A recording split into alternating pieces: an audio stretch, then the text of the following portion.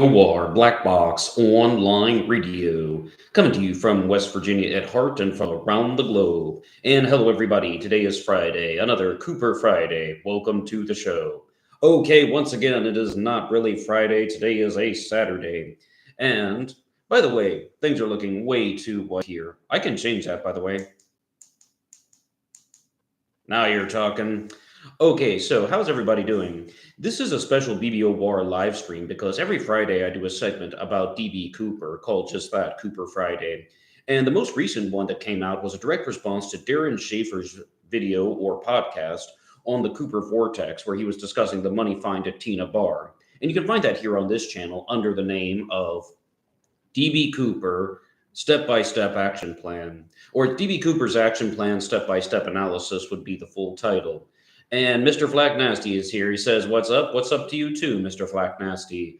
Now, to all of the regular listeners to Black Box Online Radio, you might be noticing that there is a different look to the show. That's because for a while I was always coming to you from West Virginia at heart, but I was in the Philippines. Now I'm back in the United States of America, and I also don't have any of the old friends with me, such as Snoopy and the Fox and the Honeybee. But today I'm taking my coffee all black. I wish I had something better for you as a better form of an introduction, but the other side of it just says Kaka Coffee, and I don't think that's going to work in too well. So, taking the coffee all black today. But this video is intended to be a direct response to Dan Gryder's most recent update on the deep government agenda and the FBI. Dan Gryder is a YouTuber who focuses on aviation, and he has videos out about the DB Cooper case, but he also has videos out just about other aviation related subjects. Cat Daddy Steve is here. He says, "How's it going? How are you doing, Cat Daddy Steve?" So as far as DB Cooper goes, on it's December 14th right now. On November 24th of 1971, a man boarded a plane in Portland, Oregon, using the name Dan Cooper. He went on to hijack the plane by giving a note to a flight attendant named Florence Schaffner that said that he wanted to take control of the situation. He said that he had a bomb in his briefcase, which he showed her, and she thought that it was seemingly convincing and it looked like a bomb. He demanded $200,000 in 4 parachutes, which he was able to obtain. There was actually a different flight attendant named Tina Mucklow who would go out and be the intermediary to obtain these items, the $200,000 and the 4 parachutes.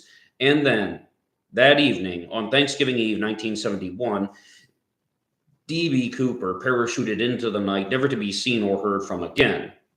To some people's satisfaction, people like Dan Gryder have claimed that they have identified DB Cooper. They believe that DB Cooper was a man named Richard Floyd McCoy, because we have the Cooper skyjacking in 1971, and in 1972, approximately 5 months later, we have the McCoy skyjacking.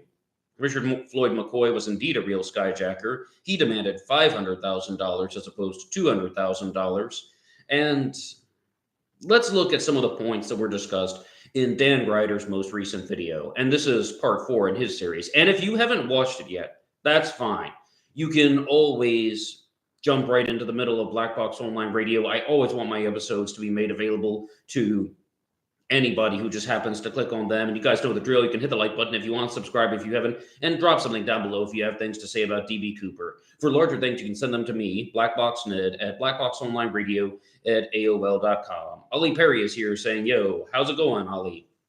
So as far as the points that were discussed in Dan Gryder's video, he divided it into 3 parts. One of them was discussing his appearances on CNN, amongst other things. He has put out these 4 videos that have received a lot of traction. They've received a lot of popularity, and he was featured on CNN multiple times.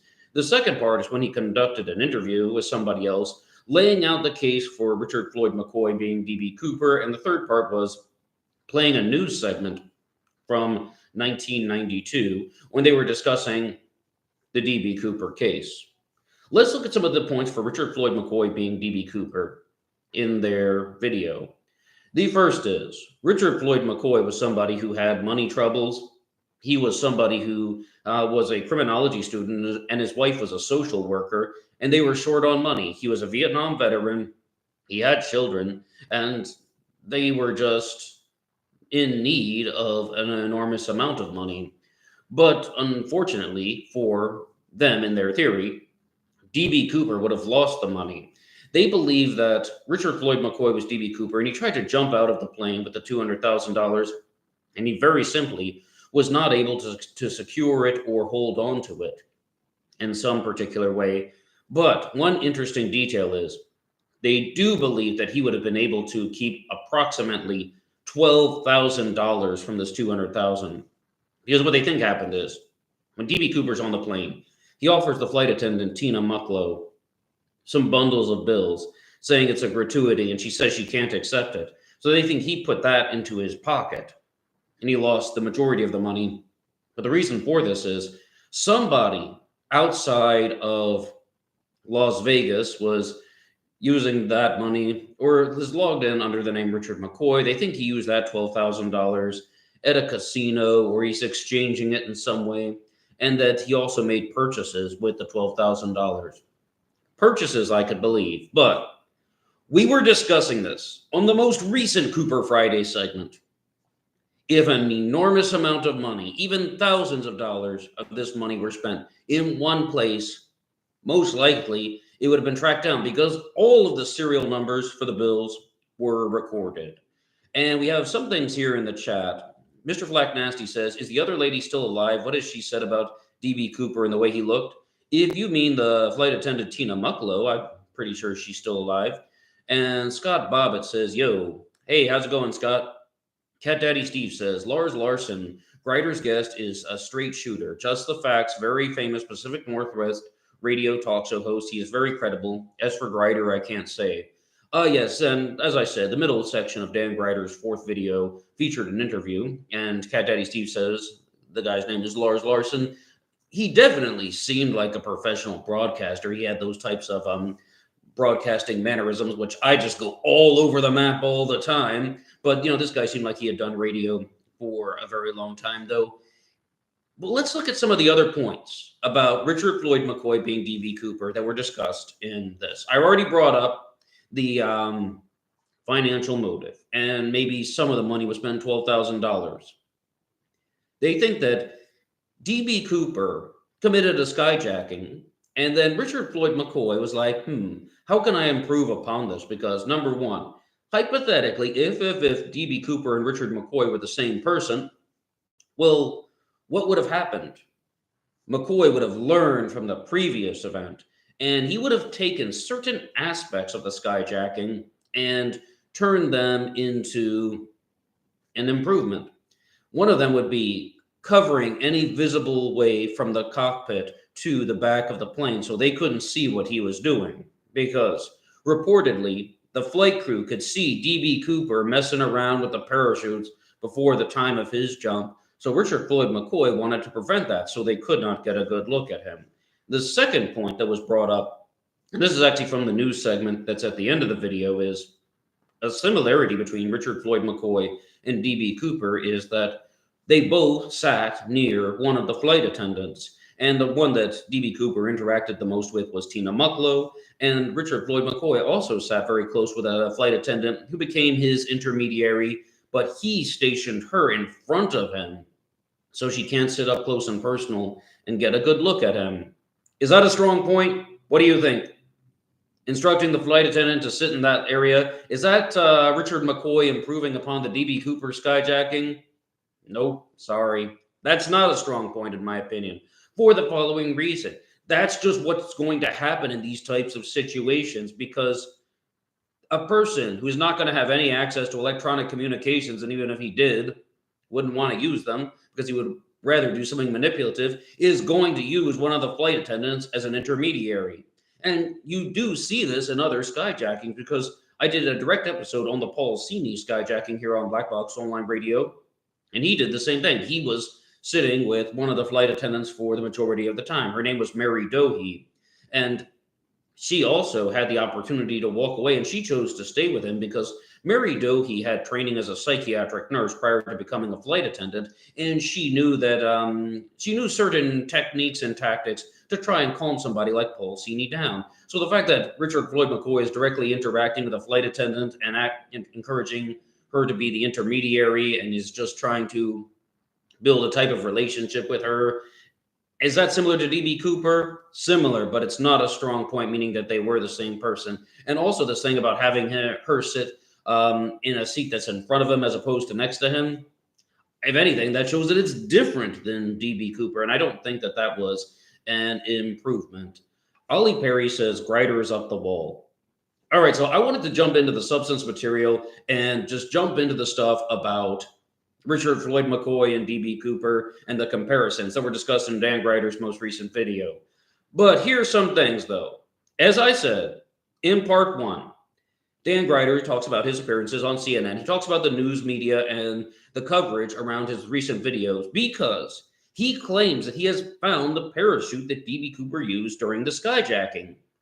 And when you watch the first 10 minutes of his video, this part 4 on the deep government agenda, he's all just saying stuff like, well, maybe it was the same parachute. Maybe it was similar. I mean, it could have been the same one. I mean, he could have jumped with a parachute like the one that I found. It's just maybe, if, coulda. And I did not like that at all. So when Ollie Perry is saying that Gryder is up the wall, yes. And Dan Gryder is also squaring off with another DB Cooper sleuth, if you will, named Ryan Burns. There were multiple stabs at Ryan Burns made in part 4 of his video, even saying that he does not like Mississippi defense attorneys. And of course, that's a reference to Ryan Burns, who is indeed from Mississippi. But with Dan Gryder's presentations, Ryan Burns did a direct challenge on that, looking at all the similarities and differences between Dan Gryder's parachute that he found versus the DB Cooper parachute that is on the record, and just saying that they aren't matching up. And it sounds like Dan Gryder is in agreement with that. When you watch the early segments of his part 4 video, he's just like, I mean, it could have been the right one. And some people were even accusing him, not me personally, because I don't know, but this has definitely been something that's even been brought up by you guys in the comments section of Black Box Online Radio, and that is that, did Dan Gryder plant this parachute and just stage this whole thing because he has his own financial troubles? I don't know, but I'm definitely thinking about that. Spy versus Spy here, who says, Ned, have you seen any of the drones flying near your area? Very strange what's going on. No, absolutely not. I haven't. But Spy versus Spy, you can drop something in the comment section down below if you have something to say. Ollie says, everyone who saw Cooper said he was not McCoy, case closed. Well, as far as McCoy's actions on the skyjacking, they think that he was wearing a disguise on the Cooper skyjacking. And there were like brown spots that are on Cooper's hands that they thought were nicotine stains. And in Dan Gryder's own video, he's saying that those, and this isn't Dan Gryder's own words, but it's from the news clip at the end, they're saying that those could have been some type of makeup and that Richard Floyd McCoy altered his appearance to make himself look older in the Cooper skyjacking. That's why they thought that he was some guy in his mid-40s, when in reality he was 29. All black, all black. Now, Mr. Flack Nasty says, oh, the other flight attendant, not Tina. Well, there are two of them, Tina Mucklow and, Florence Schaffner and Alice Hancock would be the other two, one of them. And Mr. Flack Nasty says she thought he was hitting on her. Ah, yes, DB Cooper. That was Florence Schaffner, actually, because DB Cooper hands the note to Florence Schaffner, and she just puts it in her pocket and doesn't read it because he's wearing the suit and tie. She thinks that he's just a businessman who's like giving her a phone number or trying to flirt with her or doing something. And he's like, Miss, you better read that note. I have a bomb. And that's what starts the whole thing. Okay, though, but Cat Daddy Steve brought up Lars Larson. Yes, it was Cat Daddy Steve who said this, saying, he's a respected radio host. He said something in this video, in Dan Gryder's Deep Government Agenda video on DB Cooper, that I want to discuss with you guys right now. He said that Richard Floyd McCoy was one bad dude. I mean, he committed his own skyjacking, right? And he went on to become a bank robber. He broke out of prison to become a bank robber. After being convicted for the skyjacking, Richard Floyd McCoy was sentenced to 45 years in prison. He then broke out of jail and with some other criminals, and he's on the run. They end up robbing banks, and Richard Floyd McCoy is killed in a shootout with members of the law enforcement. So, was Richard McCoy a bad dude? I didn't know the guy personally. But when we read a lot about these suspects, when we hear a lot about these suspects, when we're watching countless YouTube videos about these suspects, I mean, I get curious about them. I always feel like we're learning more and more about them. And part of me really wants to believe that Richard McCoy did not start out as a really bad dude. And I've always had the impression of McCoy that he started as a good person and then he fell off the rails because of the financial troubles, because of social pressures, because of coming back from Vietnam. Richard McCoy did 2 tours of Vietnam and was very decorated. This all was brought up in Dan Gryder's video in the 3rd segment. So it's like, I mean, when we look at, Zodiac killer suspects and Jack the Ripper suspects, I get a lot of impressions of people. Okay, this person was maybe a good person that did something bad. This person was a flat out bad person, psychopathic to the core. With the Zodiac killer and DB Cooper suspects, I think it is so much more feasible and more plausible to do something like that, because when we have the Jack the Ripper suspects, we don't have media of them. We don't have videography. We don't have testimonials from people who are still currently alive that can talk about what this person was like. It's all just on paper. But let me know what you think about that. That's almost like a challenge question. Do you agree with the statement that Richard Floyd McCoy was one bad dude? Or was he more like what I said? He started out as a good person, then he fell off the rails. And there are strong points. Yes, he ultimately ended up being a bad person, total criminal, terrorist, hijacker, bank robber. He ended up as a bad person, but I don't think he started out that way. Cat Daddy Steve says, supposedly McCoy wore some dark makeup, some leftover was on Cooper's fingers, and they thought that those were tobacco stains. Yep, that's what I was referring to. And Cat Daddy Steve says, I didn't see the Shoot Packers signature Gryder claims is on it. No, I didn't see that either.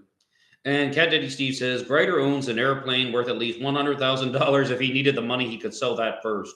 Oh, well, I brought up the things about financial troubles, Cat Daddy Steve, because I don't know all the specifics, but I only read the headlines the way that we do in the 21st century. Dan Gryder was involved in some type of lawsuit with somebody else that resulted in $1 million judgment, and he has to pay out $20,000 a year for the next 50 years. Don't tell lies on the internet, people. Captain Jenks is here. It says, hello, Ned. Hello, Captain Jenks. Hello from America. Doing a live stream over here for the first time in a long time. Now, let's look at some other things, though, that were discussed in the video, as well as some of the points about Richard Floyd McCoy and DB Cooper, as well as just the entirety of this skyjacking saga that happened in the 1960s and 70s. What they want to do is they want to look at how McCoy and Cooper would have had very similar mindsets, because they're both fitting the psychological profile that was created by Dr. David G. Hubbard, who's the author of the book Skyjacker. And he talks about how he believes that DB Cooper was not only somebody who was ex-Vietnam, not only a Vietnam veteran, but also a pilot. And in Dan Gryder's most recent video, they go through all of these points about how McCoy was indeed a pilot. He was a helicopter pilot. And also, he was just, trained in various aspects with the military when he was in Vietnam. And all of that seems to work out so neatly, because DB Cooper is very clearly demonstrating things and knowledge about airplanes, terminologies, and all different types of aspects of how the airplane operated. He knew where the oxygen tanks were. He knew that you could fly with the landing gear down and the flaps down. He knew that you needed to be flying at a particular speed at 200 miles an hour, because this is what I said on the most recent Cooper Friday segment, that if you were flying at a faster speed, then the jump might not have been successful. And then Martin McNally jumped during his skyjacking at 350 miles an hour, and he was knocked unconscious. So this is one thing where DB Cooper, no matter whoever he was, seemed like he had a very strong understanding of airplanes. Now, maybe D.B. Cooper was not a Vietnam veteran or anything of the sort. Maybe D.B. Cooper was just Kenny Christensen the whole time. And he obtained this understanding of airplanes because he was a flight attendant for Northwest Orient. I don't know. Mr. Flack Nasty says, McCoy was not D.B. Cooper in my opinion. No, I don't think that Richard McCoy was D.B. Cooper. And let's look at some of the reasons why. Why wasn't McCoy D.B. Cooper? At the end of Dan Gryder's most recent video, he puts out this statement by it's actually one of the reporters from the 92 newsreel that he played, saying that, all right, let's look at the similarities between McCoy and Cooper. D.B. Cooper had a bomb, and McCoy had a grenade, and McCoy had explosives training. Like, whoa, slow down. How on earth do we know that D.B. Cooper had any explosives training? How on earth do we know that D.B. Cooper's bomb was real? How on earth do we know that D.B. Cooper could actually configure a bomb that would work? Even somebody like McCoy with his own explosives training went on his plane with a dud. His grenade was actually a paperweight, if I recall correctly. And I mean, I just want to bring that up, that I think that that's a very weak point. If you're going to be like the explosives connection between Cooper and McCoy, no. How else would the skyjacker take control of the plane? Paul Sini got on the flight in Canada with 60 sticks of dynamite, 2 bundles of 30 sticks each. That's how people are going to make these types of threats. It doesn't mean that somebody had explosives training in the military, and only people who had explosives training in the military would be able to put together some type of dud bomb or some type of hoax or even a real bomb. Absolutely a weak point if you're just going to look at the explosives connection between McCoy and Cooper and think that therefore it has to be the same person. Just my take on the subject. Again, you can give your responses on the live chat or the comment section down below. Ed Edwards is here. He says, question, I'm honestly most interested in that postcard. Was it D.B. Cooper that sent the postcard, or was it the Zodiac? Do you know? Does anyone? Ed Edwards. Some people are going to believe that it was both D.B. Cooper and the Zodiac. It was the same person who mailed in the cards because there are D.B. Cooper letters. Does anyone know? I don't think anybody knows with 100%. I mean, I've definitely talked to people, multiple people over the years who think that D.B. Cooper and the Zodiac are the same person. David Gold, of course, is one of them, and he has his own set of videos. I've never talked to Harriet Suchet, but she has a book out on the subject. I mean, was it D.B. Cooper that sent that postcard? There's a reasonable case that you can make for that, because there are multiple D.B. Cooper letters. And one thing, though, from Dan Gryder's video that they're really trying to reinforce is that D.B. Cooper was a successful skyjacker. What did I say in the intro? What do I say at the beginning of every Cooper Friday segment? D.B. Cooper, the man responsible for the only unsolved skyjacking in U.S. aviation history, in commercial aviation history, and global aviation history. Somebody in that situation might want to brag a little bit. And Cat Daddy Steve says, the rare titanium on the tie is still interesting. Absolutely. But you know, Cat Daddy Steve, that would bring up a very interesting point. If there is all of this rare metallic evidence on the tie that was left behind, how does McCoy fit into that? Richard McCoy was a criminology student in Utah. I mean, why does he have rare metallic particles on the tie? Unless, as somebody brought up, this could just be some type of material that was on the Boeing 727, and he touched it some way with his hands. Okay, people. This is another point that was mentioned in the video that is making the case for McCoy being D.B. Cooper. I just talked about the plane. All right, you guys know it. Come on. Somebody say it in the chat. What was the type of plane that D.B. Cooper skyjacked? I'm going to give you like 15 seconds. What type of Boeing plane was it? What type of plane did McCoy skyjack? Just making this a little bit interactive. It was a very particular plane because it had an aft staircase that could lower from the back. Everybody's saying it. The Boeing 727. And they're like, McCoy skyjacked a Boeing 727, and Cooper skyjacked a Boeing 727, and they both knew about the aft staircase that could go down in the back. No. That is not a strong point for McCoy to be DB Cooper. Why not? People, why not? Because most people, in fact, anybody who does not have McCoy as their DB Cooper suspect says that McCoy was a DB Cooper copycat. So many things have been reported on. Well, just even these details and the functions of the airplanes that are easily available to the public. McCoy was most likely a DB Cooper copycat who learned about these things in the 5 months after the skyjacking. You'd be like, well, they both hijacked 727s. No, get out. If you even think that that's some type of evidence. Captain Jenks says, my POI is Max Gomez. I haven't read up on him. I think I've seen his name on like the suspect lists. Is he the one that's featured on like the DB Cooper suspect list? Or is this a person that you found on your own, Captain Jenks? I'm a little bit hazy. You can put anything you want about Max Gomez as a DB Cooper POI in the suspect. Oh, Cat Daddy Steve says, Epstein also had a 727. Oh, you mean Jeffrey Epstein? Is that what he used to fly people to Lolita Island? Well, they need a staircase that would lower in the back in case they had to jump out, in case they got raided or something by some type of agent hiding in a secret compartment. See ya, wouldn't want to be ya. And Captain Jenks says, no, he's not on any list. Okay, I must have been thinking about somebody else. But yeah, I would love to know more what you think about this guy, Max Gomez. And you can hear the name Gomez. It's Latino, I'm guessing.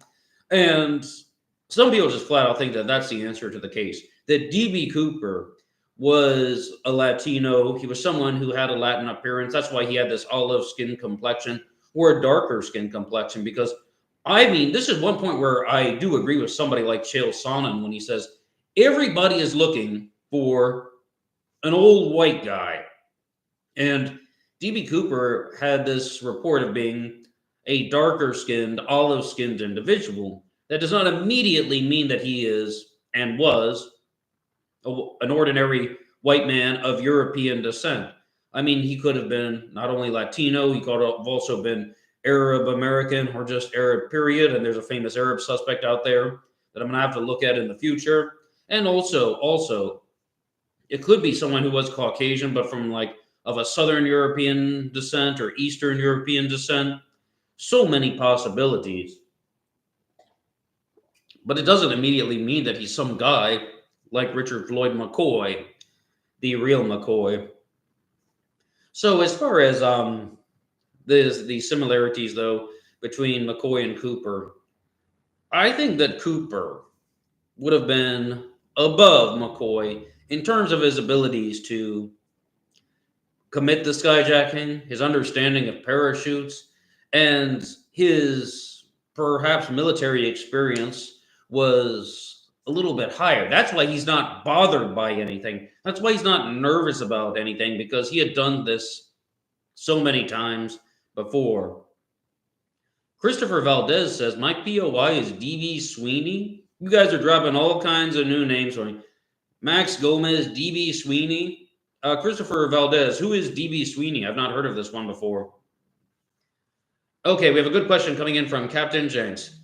How accurate is the DB Cooper sketch? I heard she said that it was wrong. I am so glad you asked this, Captain Jenks, because when I was watching Dan Gryder's segment, he talks, right? He does the interview with Lars Larson. Then there's the newsreel. When the newsreel starts, they're like, all right, the big piece of evidence in the Cooper case is Richard Floyd McCoy is similar in appearance to the DB Cooper composite sketch. And I know they have to do this for the general public. They have to do this for people who are unfamiliar with the stories. Guys, people, I talked to you about the Zodiac killer. I talked to you about DB Cooper. Those composite sketches are not perfect. Now, what about DB Cooper? A big difference between Cooper and the Zodiac is Cooper was witnessed by people for hours on end. The Zodiac, we're talking about seconds to minutes. Cooper has multiple composite sketches that came from multiple people. Composites A, B, and C.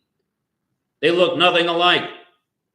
Sure, there's some similarities between composites A and B, but once you get to composite C, it looks like a completely different person. Now, if you, Captain Jenks, if you mean, did she say that it was wrong?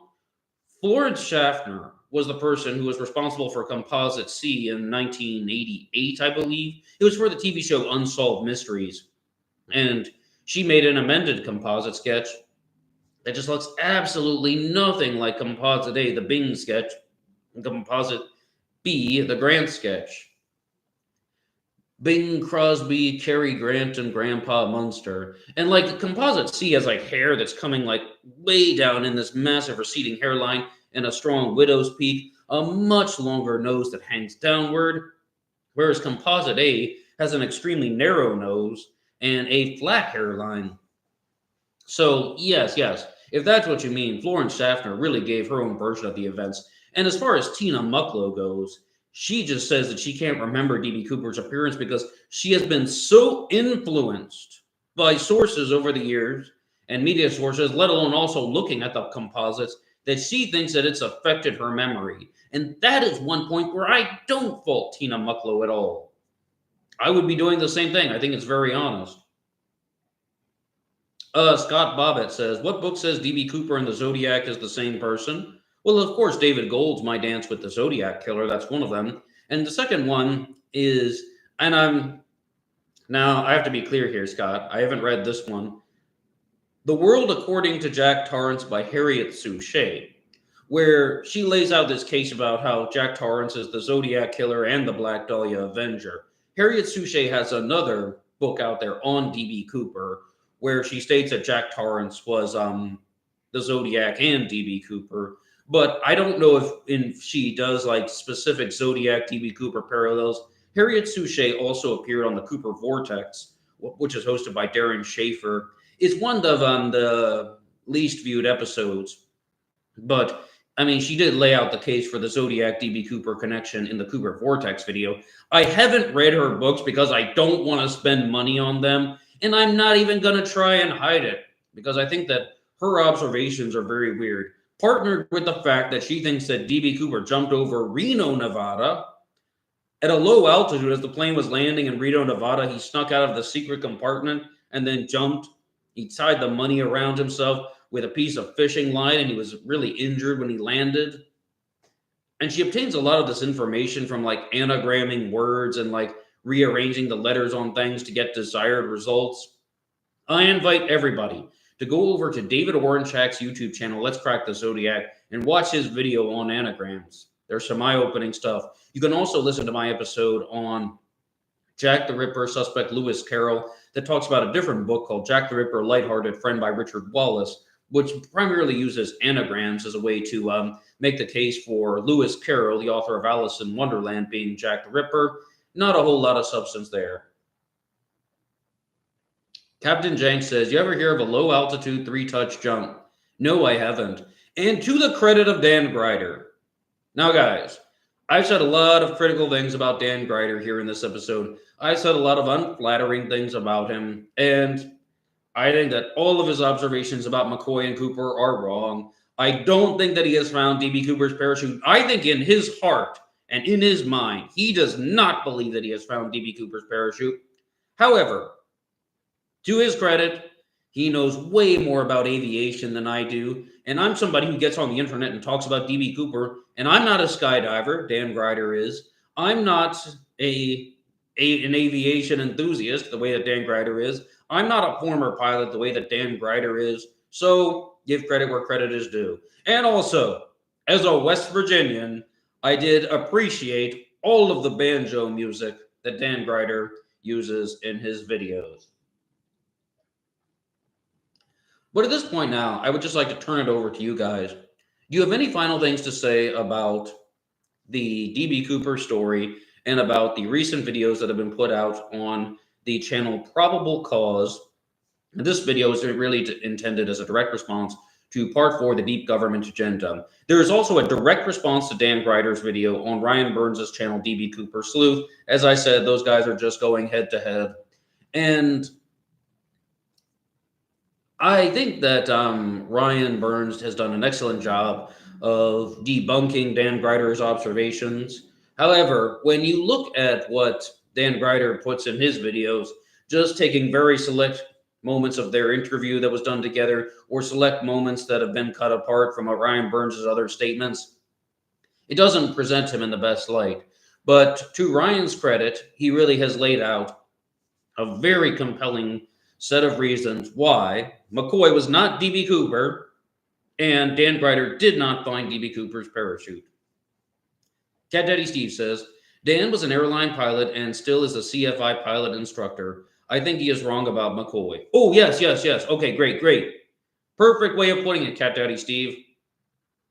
Yeah, okay, he knows what he's talking about when it comes to planes and aviation, or at the very least, he has real aviation experience and real skydiving experience. I'm not a pilot, I admit it. But McCoy was also not DB Cooper, and I admit that too. And I have a full episode about this where I interviewed Ryan Burns from the previously mentioned DB Cooper Salute channel. It's actually done in two parts. In one episode, we focused on McCoy, and in the other episode, we just talked about the different DB Cooper suspects. I invite you to check that out. One more time, you can hit the like button and subscribe to Black Box Online Radio. And thank you for listening to this special Saturday episode of BBOR, going live, talking to you guys all about DB Cooper. And I'll be back with you on Monday to talk about the Zodiac killer. This episode is winding down now, but thank you so much once again. And if you're listening to this in a future date, please feel free to go through some of the older Cooper Friday segments. I have a suspect playlist if you want to hear about those. And there are also just countless other things talking about DB Cooper's tie, the money find at Tina Bar, DB Cooper's action plan. Lots of things to explore here on Black Box Online Radio. Much appreciated, Cat Daddy Steve. And Scott Bobbitt says, being a pilot or a skydiver does not make you an authority on Cooper. Well, no, absolutely not. Absolutely not, Scott. I'm so glad you brought this up because in Dan Gryder's first video, he tries to discredit Bruce Smith by just approaching him at some event, which was most likely CooperCon, and he uses, again, this select piece of footage. Hey, Bruce Smith, author of DB Cooper and the FBI. Have you ever been skydiving? He's like, no, I haven't. Oh, and then just that's the end of it. Cut to something else. That does not mean that Bruce Smith is not an authority on DB Cooper. I believe he is. Sure. Hey, Fire Pixie, how's it going? This episode is winding down now, but I encourage you to watch the replay, and that will be all for me now. Anybody can write the show at blackboxonlineradio@AOL.com. You can also get me on Facebook. My name is Ned DeHaan on Facebook. I have a Facebook page for Black Box Online Radio, and there is always BlackBoxNed88 on Instagram, and I will see you over there. Until next time, everybody, thank you to everyone who's in the live chat, and thank you to everyone who's listening in the future. Until next time.